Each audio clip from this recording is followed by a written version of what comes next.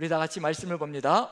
에베소서 1장 15절 16절과 계시록 2장 4절 5절 두 군데를 같이 보겠습니다. 두 군데를 보시면서 어느 교회를 향하여서 말씀하시는 것인지 같이 보며 한번 말씀을 나누도록 하겠습니다. 먼저 에베소서 1장 15, 16절 같이 읽습니다. 시작. 이로 말미암아 주 예수 안에서 너희 믿음과 모든 성도를 향한 사랑을 나도 듣고 내가 기도할 때 기억하며 너희로 말미암아 감사하기를 그치지 아니하고. 요한계시록 2장 4절 5절 같이 읽습니다. 시작. 그러나 너를 책망할 것이 있나니 너의 처음 사랑을 버렸느니라. 그러므로 어디서 떨어졌는지를 생각하고 회개하여 처음 행위를 가지라. 만일 그리하지 아니하고 회개하지 아니하면 내가 내게 가서 내 촛대를 그 자리에서 옮기리라. 아멘. 아멘. 자, 우리는 부활주일을 지난 주일에 또 영광스럽게 주께 올려드리는 예배로 함께 나누었습니다. 부활의 영광이라는 것, 주님께서 살아계시고 지금도 함께하고 계시며 우리의 의를 위하여, 우리의 구원을 위하여 주님께서 십자가 지시고 지금도 살아서 역사하시며 우리의 삶을 이끌어 가신다는 것이 얼마나 영광스러운 것인지, 주님께서 부활하시자마자 가장 먼저 그 십자가 지시고 가장 먼저 부활하신 다음에 찾아오신 것이 바로 제자들이었다는 것, 베드로에게 찾아오셔서 질문하시지요. 내가 나를 사랑하느냐? 그 질문 속에 뭐가 들어갔냐면 이미 주님께서 보여주신 엄청난 사랑이 있거든요. 사랑을 주시지 않으시면 사랑할 수가 없거든요. 사랑을 받은 사람만이 올바르게 사랑을 할 수가 있습니다.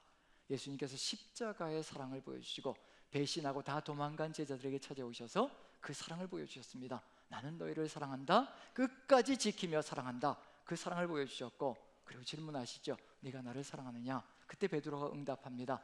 내가 주를 사랑하는 줄 주께서 아시나이다. 내 중심을 아시나이다. 장담하지 않습니다. 이제부터는 장담하지 않습니다.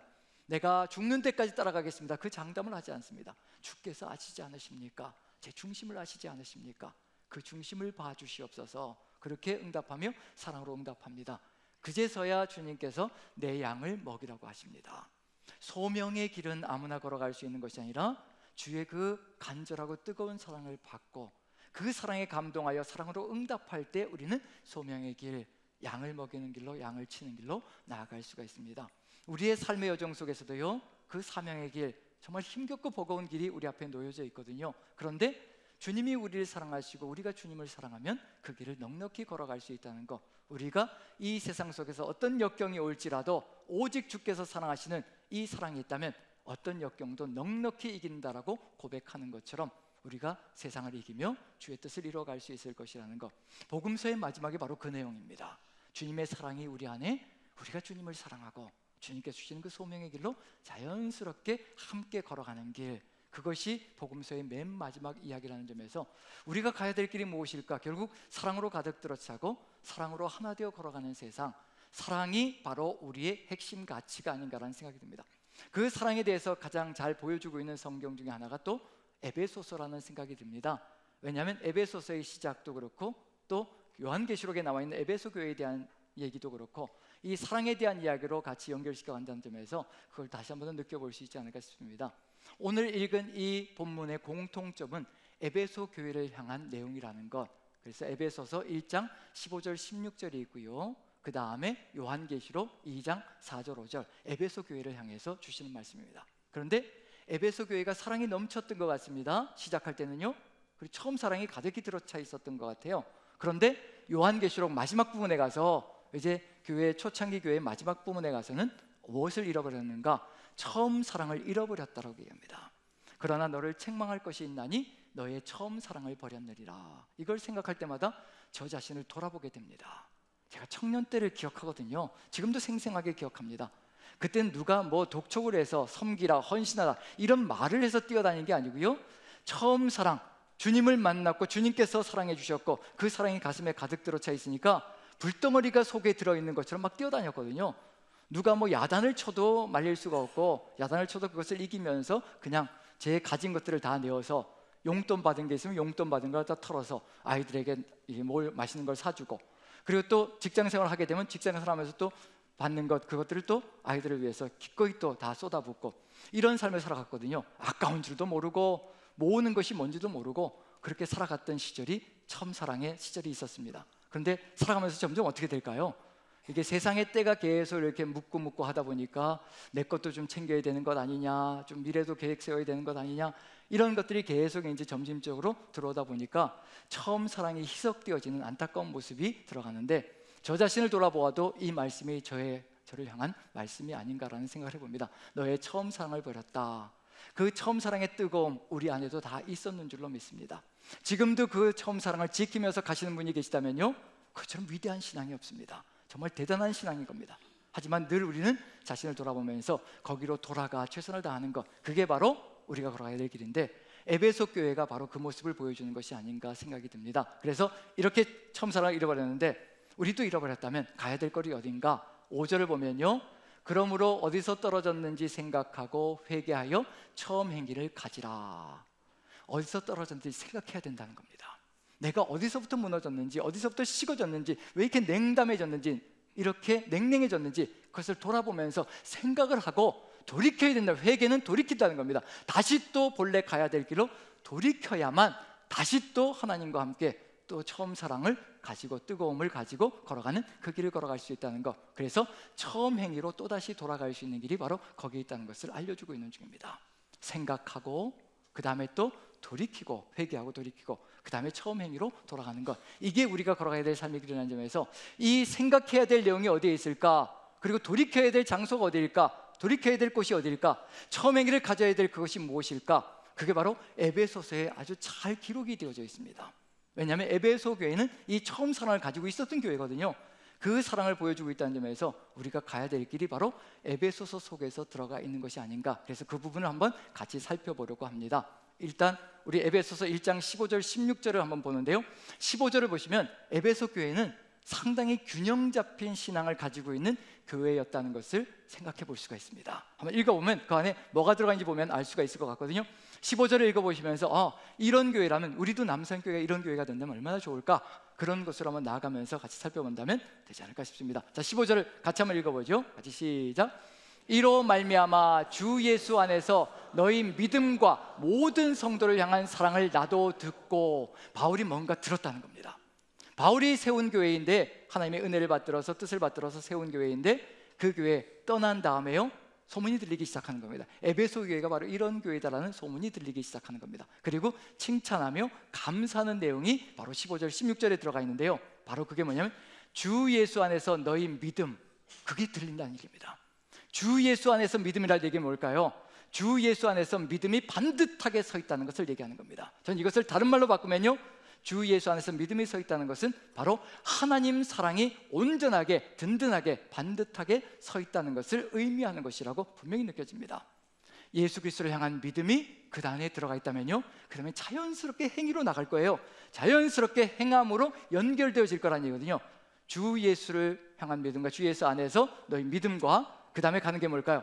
모든 성도를 향한 사랑을 나도 듣고, 믿음과 사랑이 하나로 연결되어져 있습니다. 하나님 사랑과 이웃 사랑, 형제 자매 사랑이요, 함께 연합되어져 가고 있다는 얘기거든요.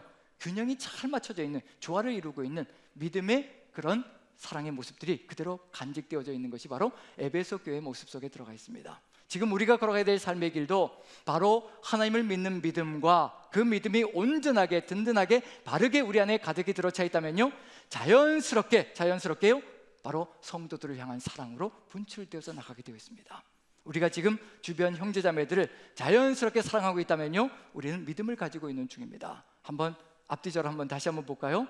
다시 한번 더 고백했으면 좋겠습니다. 이렇게 고백하면 좋겠습니다. 어떻게 고백하면 좋을까요? 사랑합니다라고 고백하면은 우리가 무엇을 가지고 있는 존재냐면 믿음도 가지고 있는 존재가 되겠죠. 한번 인사 나눕니다. 같이 한번 앞뒤절 보시면서요, 사랑합니다. 얼굴이 심각하게 굳어져 있어서 한번 사랑을 얘기하는 겁니다. 이렇게 굳은 얼굴로는 절대로 우리가 서로를 사랑할 수 없기 때문에 서로를 사랑하는 그 마음이 우리 안에 가득 들어차 있다는 얘기는 우리 진심이죠. 이 진심이 가득 들어차 있다는 얘기는 우리가 하나님을 향한 믿음이 있다는 얘기입니다. 바로 이게 에베소 교회의 모습이고요, 그 에베소 교회의 그 사랑으로 말미암아 뭐라고, 내가 기도할 때마다 기억하며 너희로 말미암아 하나님께 감사를 그치지 않는다라고 얘기를 합니다. 우리 안에 믿음과 사랑이 가득 들어찰 때요, 그것이 감사가 되고, 그것이 하나님을 향한 감사의 고백이 되어서 그치지 않는 감사가 된다는 것을 바울은 고백하고 있는 중이거든요. 그런데 이것이 어디에서 온 것일까? 이게 주 예수 그리스도 안에 있는 이 믿음과 그리고 또 성도들을 향한, 모든 성도를 향한 이 사랑이 한두 사람을 향한 것이 아니고요, 모든 사람을 향한, 모든 성도를 향한 이 사랑이 어디에서 시작되는 것일까? 그게 이제 우리가 또 찾아가야 될, 생각해야 될 부분이거든요. 그게 생각하고 돌이켜야 될 부분이라는 얘기입니다. 그게 무엇으로 인해 가능할까? 자, 15절에 시작할 때요, 이로 말미암아라고 되어 있습니다.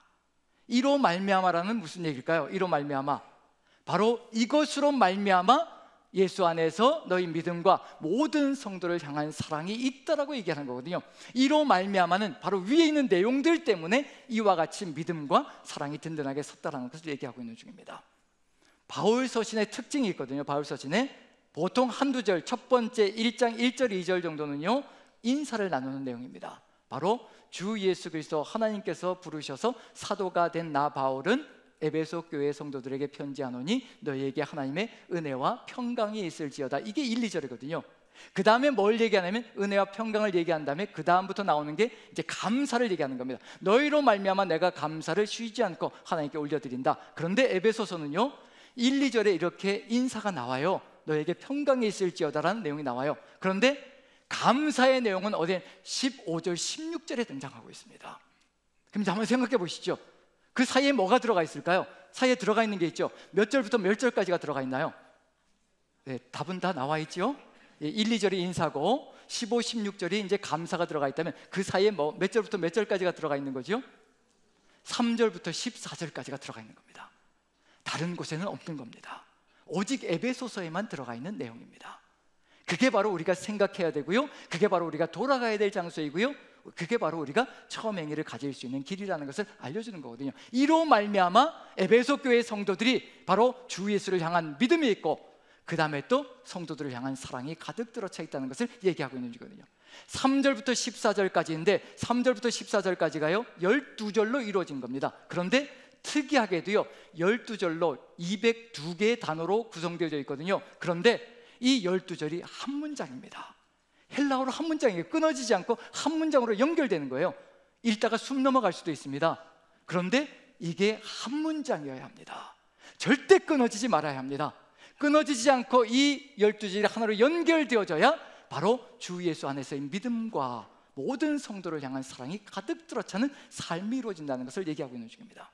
우리의 삶 속에서 끊어지지 말아야 될 것, 한 문장으로 연결되어서 우리의 삶이 되어야 될 것이 무엇일까? 그게 바로 3절부터 14절까지 들어와 있는 내용인데, 이게 우리의 삶의 중심을 차지한다면요 우리도 동일하게 바로 이와 같이 주 예수 안에서의 믿음을 지키고 그 다음에 모든 성도들을 향한, 내가 좋아하는 사람들만 아끼며 사랑하는 것이 아니라 모든 성도들을 향하여 사랑하며 나아갈 수 있는 길로 열어갈 수 있다는 것을 알려주고 있는 중입니다. 어떤 상황 속에서든지요. 그래서 3절부터 14절까지 보는데요, 먼저 무엇으로 시작해서 무엇으로 끝을 맺는지 그것도 한번 봅니다. 그러면 이제 이게 바로 우리의 정체성을 이루어주는 거구나, 하나님께서 우리를 창조한 목적이 바로 이것인데 이것을 이루어 주시는구나.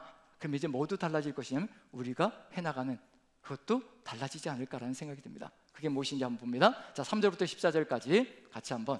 자, 3절의 시작이 무엇으로 시작하고 있나요? 찬송하리로다 하나님으로 시작합니다. 그리고 14절의 마지막에 뭘로 끝을 맺고 있나요? 그의 영광을 찬송하게 하려 하심이라. 무엇으로 시작해서 무엇으로 끝을 맺고 있는가? 찬송하리로다로 시작해서요 마지막에도 찬송하게 하려 하심이라, 이것으로 끝을 맺고 있습니다. 우리의 정체성이 무엇이든가요, 하나님께서 우리를 창조하신 목적이 무엇이든가요, 내가 내 백성을 오게 하라, 나를 찬송하기 위하여 창조한 내 백성이 오게 하라 라고 말씀해 주셨던 것처럼 우리는 하나님께 영광을 돌리고 하나님을 찬양하기 위해서 창조되어진 존재입니다. 그리고 분명히 기억해야 될 것은 뭐냐면요, 우리 입술에서 찬양이 나갈 때, 찬송이 나갈 때요 가장 행복한 존재입니다. 왜냐하면 우리가 찬양을 하기 위해서 창조되어진 존재이거든요. 하나님께서 우리에게 이 찬양을 넣어주시고 이 찬양이 우리 입술에서 떠나가지 않는다면요 우린 이 세상을 능히 이깁니다. 어떤 역경 속에서도, 어떤 환경 속에서도, 어떤 상황 속에서도 찬송이 끊어지지 않는 사람, 그런 사람이 바로 하나님께서 세우시길 소망하시며 이끌어 가시는 역사거든요.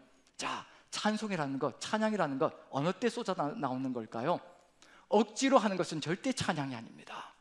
하고 싶지 않은데 어거지로 하는 것은 절대 찬양이 아닙니다. 그럼 결국은 하나님께서 찬송하리로다가 쏟아붓게 만드시고 마지막에도 찬송하게 하려 하심이라 이것이 쏟아져 나가게 하는 것, 그것도 또 어떤 상황일까요? 에베소서와 빌립보서, 골로새서는 바울이 서신을 쓰는데 어떤 서신이라고 얘기하느냐면 옥중 서신이라고 얘기합니다. 감옥에 갇혀서 서신을 쓰고 있는 중입니다. 감옥에 갇혔다는 얘기는 처절하고 고통스러운 상황이 삶을 지배하고 있다는 얘기거든요. 그런데도 불구하고 바울의 입에서 찬송이 떠나가지 않습니다. 환경과 여건이 문제가 되지 않는다는 겁니다. 하나님은 그런 찬송을 우리 입술에 담아주길 원하시고 우리 마음에서 솟구쳐 올라오게 만드시길 소망한다는 겁니다. 상황을 돌아보면요, 아무것도 찬송할 여지가 없습니다. 제 상황도 우리의 상황도요, 삶의 여정 속에서 힘겹지 않은 분들이 어디 있겠습니까? 자녀들의 문제 없는 분들이 어디 있겠습니까?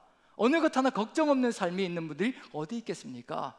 그 상황 속에서도, 그 역경 속에서도 찬송으로 시작해서 찬송으로 끝날 수 있는, 우리의 정체성을 이루어갈 수 있는 길이 바로 여기에 있다는 것을 바울 사도가 이야기하고 있는 중입니다. 그것이 무엇일까? 그게 바로 우리가 회복해야 될 내용이며 우리가 생각하고 돌아가야 될 내용이라는 것을 그대로 알려주고 있는 중입니다. 세 가지로 나뉘어집니다. 왜 세 가지일까? 한번 생각이 드시나요? 자, 세 가지 하면 생각나는 게 뭘까요? 세 가지 하면, 가장 먼저 세 가지 하면 삼위일체 하나님이 생각나지 않으시나요? 삼위일체 하나님. 너무 어려운 걸 질문드렸나 봅니다. 세 가지 하면 또 이게 삼박자 축복을 생각하셨는지 모르겠지만 세 가지 하게 되면 가장 먼저 떠오르는 게 아마 하나님일 겁니다. 하나님이 우리 안에 가득 들어 차시면 삼위일체 하나님이 도대체 무엇을 하시는 걸까? 그렇게 삼위일체 얘기하는데 삼위일체 하나님이 무엇을 하시는 걸까? 바로 에베소서 1장 3절부터 14절까지가요, 삼위일체 하나님이 어떤 분인지, 무엇을 위해서 삼위일체가 하나로 연합되어 계시는지, 삼위일체 하나님이 하나로 끊어지지 않고 연결되어서 우리의 삶을 이끌어가게 되면 우리의 삶은 어떻게 될 것인지, 그걸 역력하게 보여주는 것, 그 삼위일체를 종합정리해서 가장 간략하게 보여주는 것이 바로 뭐냐면 에베소서 1장 3절부터 14절까지 내용입니다. 자, 첫 번째, 삼위일체 첫 번째입니다. 누구부터 시작해야 될까요? 하나님이 어떤 분이신지, 하나님이 우리에게 어떤 분이신지 그것부터 보여주십니다. 같이 한번 봅니다. 자, 1장 3절 같이 한번 읽어보죠. 하나님이 어떤 계획을 가지고 계신지 한번 살펴보시면서 그 영광 속에 거하는 우리 모두가 되기를 축복합니다. 자, 3절 같이 읽습니다. 시작. 찬송하리로다 하나님 곧 우리 주 예수 그리스도의 아버지께서 그리스도 안에서 하늘에 속한 모든 신령한 복을 우리에게 주시되. 아멘 소리가 전혀 안 나오네요. 하늘에 속한 모든 신령한 복을 주신다는데 아멘 소리가 안 나와요. 그럼 이미 뭘 붙들고 계시냐면 이 세상의 복을 다 붙들고 계시다는 얘기입니다. 이 세상 것이 가득 들어차 있으니 나 하나님의 모든 신령한 복 필요 없습니다. 이거 나 붙들고 있으니, 이거 나 모아서 놨으니 뭐라고 얘기할까요? 아브라함이 이야기한 거 있죠. 이스마엘을 떡 나눠놓고 하나님께서 이제 사라를 통해서 아들을 주겠다 하니까 뭐라고 얘기할까요? 하나님 실없는 소리 하지 마시고 내가 이스마엘 다 만들어 놨거든요. 하나님 그렇게 나오실 줄 알고 내가 다 만들어 놨어요. 그러니까 여기다 도장만, 이스마엘이나 하나님 앞에 잘 살기를 원합니다. 다른 거 다 필요 없습니다. 내가 다 준비해 놨으니까 이거 훅 불지 마시고 이것만 잘 지키며 살아가게 해주십시오. 그러면 내 노후도 걱정 없이 살아갈 수 있으니까 이것만 지키게 해주십시오. 이것만 도장 찍어주시면 됩니다. 그게 우리의 마음일 수가 있거든요. 그런데 우리 하나님께서 우리가 생각지도 못한 놀라운 하늘의 모든 신령한 복을 다 우리에게 주시겠다라고 약속해 주시는 겁니다. 우리의 삶의 여정 속에서 어린 아이의 마음, 참 좋은 마음이기도 한데 어떤 데는 어린 아이의 마음이 더 옹졸하기도 합니다. 과자가 하나밖에 없어요. 이거 남은 거 이겁니다. 이거 하나 이제 사라지면 과자는 다 사라지는 거예요. 이거 움켜쥐고 있는 거죠. 근데 갑자기 어른 한 명이 와가지고 나 한 입만 줄래? 이러면 어떨까요? 우리가 삶을 살아가면서 내가 이만큼 모아놨는데 한 명이 와가지고 나 한 입만 줄래? 이러면 어떨까요? 우리는 기꺼이 줄 수가 있죠. 알겠습니다. 이 표정들은 짐작을 하고 있었지만 그럼에도 이 어린 아이가 하나밖에 남아있지 않다면요, 이거 움켜질 거거든요. 한 입만 줄래 하는데도 어쩌면 어떤 아이들은 이렇게 미적미적하면서 한 입을 줄 수도 있어요. 그렇지만 속마음은 주고 싶지 않은 마음이 가득 들어차 있고 뒤로 숨기려고 할 겁니다. 자, 그렇다면 이제 이것을 내려놓을 수 있는 길은 어디에 있을까요? 하나님께서 예비하신 모든 신령한 복, 하늘에 속한 모든 신령한 복, 우리 예전에 경험해 본 적이 있죠. 종합 선물 세트 경험해 보셨죠? 종합 선물 세트에는 뭐가 들어가 있나요? 모든 과자들이 다 들어가 있죠. 이건 뭐 과자 하나하고는 비교할 수도 없는 거죠. 종합 선물 세트를 딱 내밀면 어떻게 될까요? 이 하나는 그 자리에서 던져버리고 그걸 덥석 잡을 겁니다. 우리가 하나님께서 우리 위해서 예비하신 이 모든 신령한 복이 무엇인지를 안다면요, 그걸 잡게 되어 있습니다. 모르기 때문에 자꾸만 이거 움켜쥐고서 이게 최고인 줄 알고 이것을 움켜쥐고 살아가려고 할 때가 있거든요. 그래서 주님께서는 끊임없이 보여주시는 겁니다. 내가 너희를 위하여 부족함이 없이 모든 삶의 모든 계획들을 가지고 모든 노후까지도 다 책임질 것이며, 내가 너희를 배에서 태어날 때부터 너희를 안았고 노년이 될 때까지, 백발이 될 때까지 너희를 안을 것이라, 품을 것이라 약속해 주신 그 하나님께서 우리 삶을 이끌어 가실 거라는 얘기거든요. 필요할 때마다, 우리가 또 간구할 때마다 하나님께서 필요한 것들을 채워주시며 이끌어 가실 것이라는 것을 알려주고 계시는 중입니다. 그 삶의 여정을 걸어간다면 어떤 역사가 있을 것인가? 매일매일 보는 게 뭐냐면 기적을 보면서 살아가는 겁니다. 우리가 움켜쥐고 살아가면 기적은 사라지거든요. 하지만 매일매일 우리의 필요를 따라 주님께 간구하고 주님께서 채워주시는 그 역사를 경험해 간다면요, 만나의 역사가 40년의 세월 동안 평생을 통해서 기적으로 주어지는 역사를 바라보며 나아가는 그 역사가 있을 것이라는 것, 그걸 알려주고 있는 중입니다. 그게 지금 우리의 삶 속에 들어가 있는데, 이 모든 신령한 복을 우리에게 주시려고 하시는 일이 있습니다. 우리를 이와 같이 만들어 가시는 거거든요. 4절 5절을 보시면요, 이와 같은 계획을 가지고 이 모든 신령한 복을 주시려고 우리를 이렇게 만들어 가시는 겁니다. 이것 하나면 모든 것이 끝나는 겁니다. 우리가 어느 정도로 감동을 받고 있는지, 이 한 절에, 이 한 단어에 어느 정도 감동을 받고 있는지, 여러분들의 아멘 소리가 어떠한지 한번 살펴보면서 이것이 정말 기쁨인지 아닌지 다시 한 번 더 돌아보는 시간을 갖도록 하겠습니다. 자, 4절 5절입니다. 같이 한번 읽어보죠. 시작.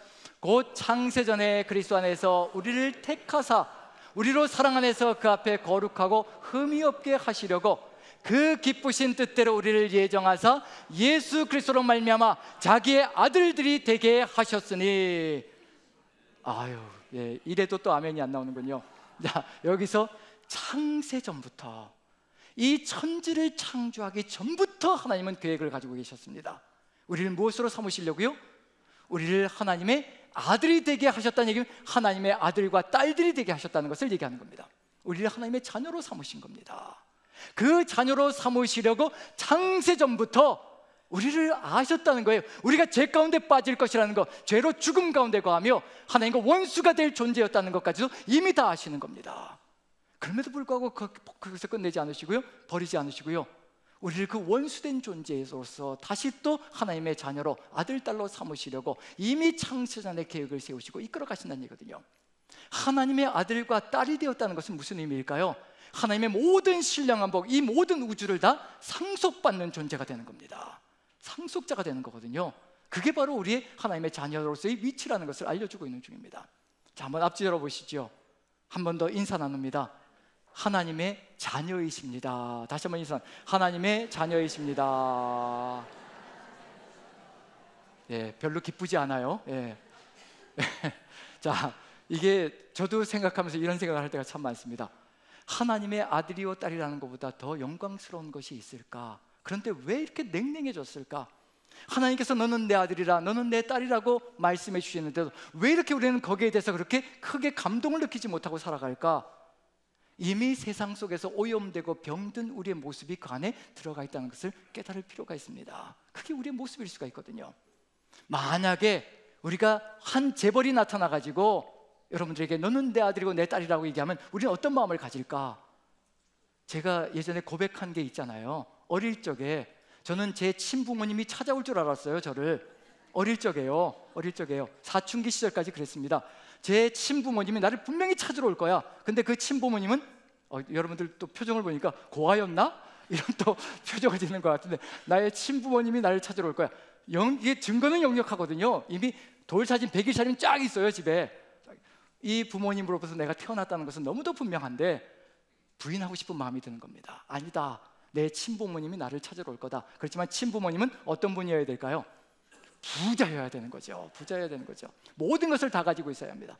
모든 것을 다 줄 수 있어야 합니다. 그런데 이 마음이요, 하나님을 만나고 나서, 하나님의 마음을 만나고 나서요, 하나님이 아버지이시라는 것을 깨닫고 나서 싹 사라졌습니다. 깨끗하게 사라졌습니다.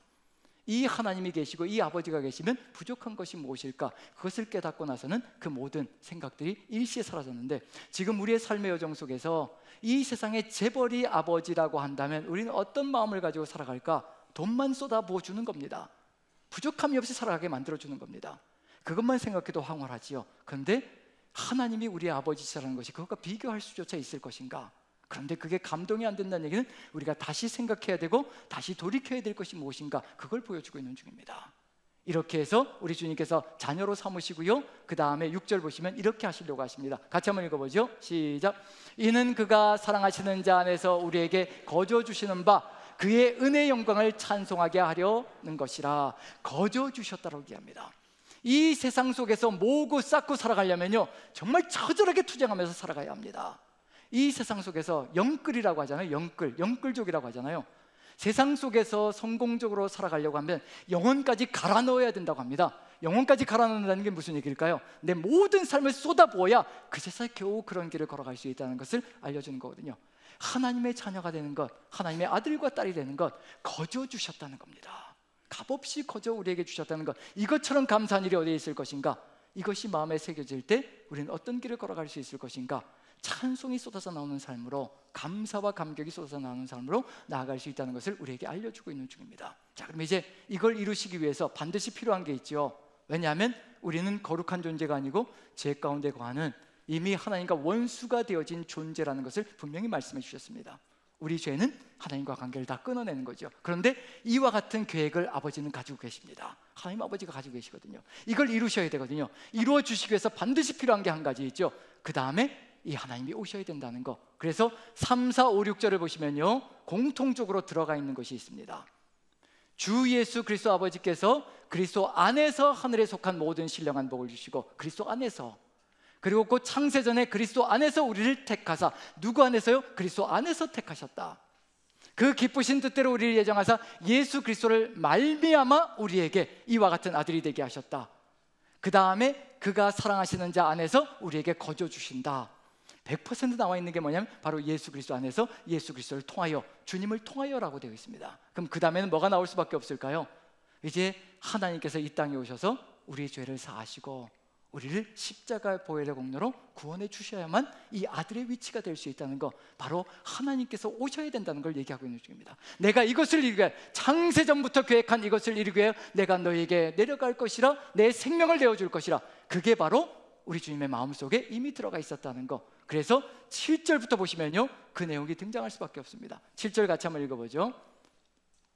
자, 같이 읽습니다. 시작. 우리는 그리스도 안에서 그의 은혜의 풍성함을 따라 그의 피로 말미암아 속량 곧 죄사함을 받았느니라. 속량 곧 죄사함을 받고 오직 주의 은혜 가운데 거하는 존재가 되었다. 예수 그리스도의 십자가가 무슨 의미를 가지고 있는 것인지 분명하게 알려주고 있는 중입니다. 우리를 자녀 삼으시려고요, 아들 삼으셔서 이 모든 것들을 상속해 주시고 우리가 주의 은혜 가운데 거하는 존재로 세워가시려고 이 땅에 오셔서 주의 뜻을 이루어 주시는 겁니다. 십자가 보혈의 공로로 끝나는 것이 아니라요, 우리를 자녀로 삼으셔서 하늘의 모든 신령한 복을 우리에게 주시려고 계획 세우시며 이끌어가고 계시다는 것을 우리에게 알려주고 있는 중이거든요. 그것을 통해서 우리가 나아갈 삶의 길이 무엇인가, 바로 8절 9절이 우리에게 알려주는데, 우리를 어떤 존재로 세워가려고 하는가 한번 읽어봅니다. 같이 읽습니다. 시작. 이는 그가 모든 지혜와 총명을 우리에게 넘치게 하사 그 뜻의 비밀을 우리에게 알리신 것이요 그의 기뻐하심을 따라 그리스도 안에서 때가 찬 경륜을 위하여 예정하신 것이니. 이제 이와 같이 속죄의 제사를 통하여서, 십자가를 통하여서 이루어 주시려고 하시는 것이 있습니다. 우리 안에 넘쳐나는 게 있는 거죠. 그게 뭐냐면 바로 그 뜻의 비밀을 우리에게 알리셨다고 얘기합니다. 그 뜻의 비밀이 무엇일까? 우리 주님께서 우리에게 알려주시기를 간절히 소망하시는 것, 이 십자가를 통해서 우리에게 이루어 주시기를 간절히 소망하시는 것, 그것이 무엇일까? 그 비밀이 우리에게 지금도 알려져 있는 중이거든요. 바로 때가 찬 그 경륜을 위하여 우리에게 예정하셨다고 했는데, 그것이 무엇이냐면 10절, 이게 바로 지금도 우리가 소망하고 있는 내용입니다. 10절 같이 한번 읽어보죠. 같이 시작. 하늘에 있는 것이나 땅에 있는 것이 다 그리스도 안에서 통일되게 하려 하심이라. 십자가의 보혈의 공로로 우리가 하나 되게 만들어 주시는 것, 하늘에 있는 것 땅에 있는 것, 우리 모든 형제 자매들이 하나로 연합되어져서 주의 뜻을 받들며 나아가는 것, 통일되게 연합되게 만들어가는 것, 모든 피조 세계가 하나로 연합되는 것, 그게 바로 이 안에 십자가의 보혈의 공로 안에 들어가 있다는 것을 알려주고 있는 중입니다. 우리가 가족이라는 것을 얘기하는 것이고요, 그 가족이 되는 길이 어디에 있는가를 분명하게 알려주고 있는 중입니다. 우리는 생각이 다 다르거든요. 이념도 다 다를 수가 있습니다. 추구하는 것도 주장하는 것도 다 다를 수가 있습니다. 그런데 어떻게 하나로 연합되어질 수 있을 것인가 분명하게 선포하고 있거든요. 바로 예수 그리스도의 십자가로 말미암아 우리를 하늘에 있는 것 땅에 있는 것 모두가 하나로 통일되게 하려 하셨다. 바로 예수 그리스도 안에서 하나로 통일될 수 있다는 것을, 연합될 수 있다는 것을 알려주고 있는 중입니다. 우리의 생각으로는요 절대 하나로 연합될 수가 없습니다. 남과 북이 통일되기를 간절히 소망하는데 아무리 통일되어 봐야 늘 분열의 길은 가지고 있을 겁니다. 자신의 생각과 주장을 가지고는요 절대 연합을 할 수가 없습니다. 예수 그리스도의 그 십자가 보혈의 공로가 우리 안에 있을 때 우리는 하나로 연합되어져서 하나님의 뜻을 이루어가는 공동체가 될 수 있을 것이라는 것, 그러할 때 우리는 한 마음이 되어서 하나로 연합되어져서 무엇을 이루어갈 것인가. 12절을 같이 한번 읽어보죠. 같이 시작. 이는 우리가 그리스도 안에서 전부터 바라던 그의 영광의 찬송이 되게 하려 하심이라. 바로 예수 그리스도 안에서 우리가 하나 되어질 때 하나로 연합된 찬송을 올려드리는 공동체가 될 수 있다는 것. 그래서 지금 우리에게 간절하게 필요한 것은 뭐냐면요, 하나님께서 이렇게 놀라운 계획을 가지시고 우리를 구원의 길로 이끌어 가셨다는 것, 십자가의 보혈의 공로가 우리 안에 있다는 것은 우리가 그 십자가로 말미암아 하나 되어져서 이 영광의 찬양을 올리며 하나로 연합되어져서 주의 뜻을 이루어가는 존재가 되게 하여 주신다는 것, 그 사랑이 우리 안에 가득 들어차지 않으면요 오직 주의 뜻을 이루어갈 수 없는 존재가 된다는 것, 그걸 우리에게 알려주고 있는 중입니다. 그 다음에 가야 될 길이 있죠. 이제 우리에게 이렇게 놀라운 구원의 역사를 이루어 주셨다면 이 구원의 역사는 멈추지 말아야 합니다. 사라지지 말아야 합니다. 그리고 끊임없이 우리의 삶 속에서 이루어져야 되거든요. 그래서 우리에게 주시는 선물이 있습니다. 성령께서 우리에게 오셔서 우리의 삶을 이끌어갈 때 우리는 우리에게 주신 그 구원을 잃지 않고 한 방향을 바라보며 평생을 통하여서 주와 함께 걸어가는 삶의 길을 열어갈 수 있을 것이라는 것. 그래서 13절 14절 보시면요 2절입니다. 같이 한번 읽어보죠. 자, 같이 한번 읽습니다. 시작. 그 안에서 너희도 진리의 말씀 곧 너희의 구원의 복음을 듣고 그 안에서 또한 믿어 약속의 성령으로 인치심을 받았으니 이는 우리 기업의 보증이 되사 그 얻으신 것을 속량하시고 그의 영광을 찬송하게 하려 하심이라. 성령께서 우리에게 오신 것은 다른 것을 하시는 것이 아니라 우리가 받은 이 진리의 말씀과 구원의 복음을 잃지 않게 만들어주시고 끝까지 지키게 만들어주셔서 인으로 치셨다는 얘기면 도장을 찍었다는 얘기입니다. 이제 절대 잃지 않게 만들어주겠다는 의미가 들어가 있습니다.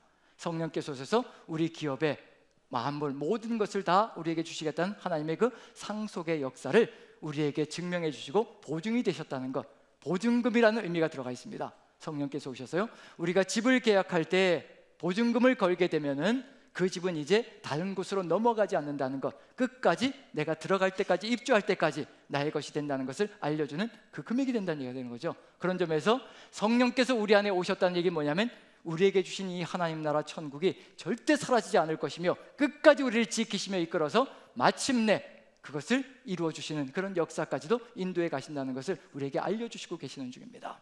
이 삼위일체의 역사가 우리 안에 가득히 들어찰 때 하나님께서는 놀라운 계획으로 신령한 복을, 모든 복을 주시기 위해서 우리에게 자녀로 삼으시는 그 계획을 가지시고 우리에게 오셨습니다. 그리고 예수 그리스도께서 이 땅에 오셔서 그 십자가의 보혈로 원수된 관계를 끊어내고 우리를 하나님의 자녀로 세워놓으셨고요 예수님께서 성취해 주셨습니다.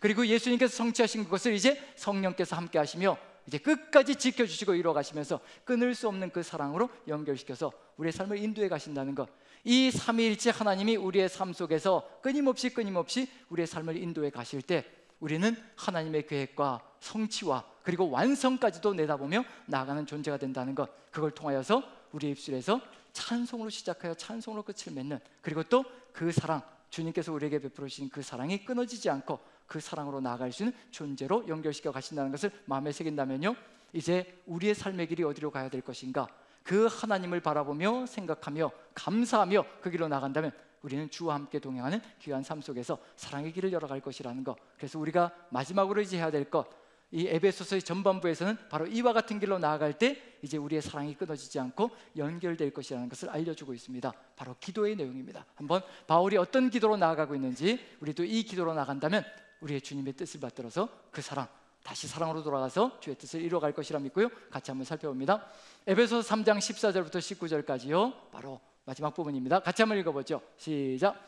이러므로 내가 하늘과 땅에 있는 각 족속에게 이름을 주신 아버지 앞에 무릎을 꿇고 비노니 그의 영광의 풍성함을 따라 그의 성령으로 말미암아 너희 속사람을 능력으로 강건하게 하시오며 믿음으로 말미암아 그리스도께서 너희 마음에 계시게 하시옵고 너희가 사랑 가운데서 뿌리가 박히고 터가 굳어져서 능히 모든 성도와 함께 지식에 넘치는 그리스도의 사랑을 알고 그 너비와 길이와 높이와 길이가 어떠함을 깨달아 하나님의 모든 충만하신 것으로 너희에게 충만하게 하시기를 구하노라.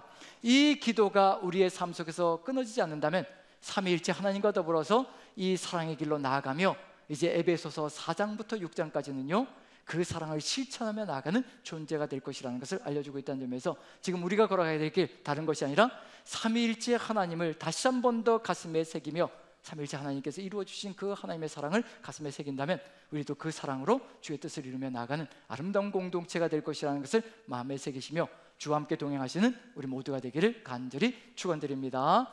우리 같이 한번 기도했으면 좋겠습니다. 우리 주님께서 함께 해주셔서 오늘 이 시간에 우리의 마음속에 삼위일체 하나님께서 이루어주신 그 놀라운 역사들, 하나님께서 그 놀라운 역사로 우리를 위하여 계획을 세우셨고 그리고 예수 그리스도 이 땅에 오셔서 하나님께서 육신을 입고 이 땅에 오셔서 그 계획을 이루어 주시기 위하여 우리 위하여 생명까지 내어주셨고 우리를 자녀로 삼아주셨으며 성령께서는 그 구원의 역사 잃지 않게 도와주시려 지금도 함께 하시며 말할 수 없는 탄식으로 우리의 삶을 이끌어 가신다는 것, 그것을 마음에 새기며 그 하나님을 바라보며 감사하는 우리의 삶이 되었으면 좋겠습니다. 우리 같이 한번 기도하는 시간을 갖습니다. 그 삼위일체 하나님께서 함께하여 주시어서 오직 그 사랑으로 인도하여 주시옵소서. 그 사랑으로 믿음과 사랑의 길을 걸어가게 도와주시옵소서. 다 같이 한 목소리로 기도합니다. 사랑의 하나님, 우리 하나님께서 함께하여 주시어서 은혜 가운데 우리의 삶을 이끌어 주시어 아버지와 함께 걸어가는 이 삶의 길 멈추지 않게 도와주옵소서. 오직 하나님께서 베풀어 주신 그 놀라운 사랑, 육신까지 입고 이 땅에 오셔서 또 영으로 함께 하시며 오직 아버지의 그 사랑으로 이끌어 가시는 그 하나님의 능력과 권능이 우리에게서 사라지지 않고 주의 뜻을 이루어가는 그 삶이 되게 도와주옵소서. 우리 주님께서 함께하여 주시고 인도하여 주시어 우리의 삶의 여정 오직 주를 믿는 믿음 가운데 모든 성도를 사랑하며 나아가는 그 삶으로 나아갈 수 있게 은혜를 더하여 주시옵소서. 이 모든 말씀 우리 구주 예수 그리스도 귀하신 이름 받들어 기도합나이다. 아멘. 우리 다 같이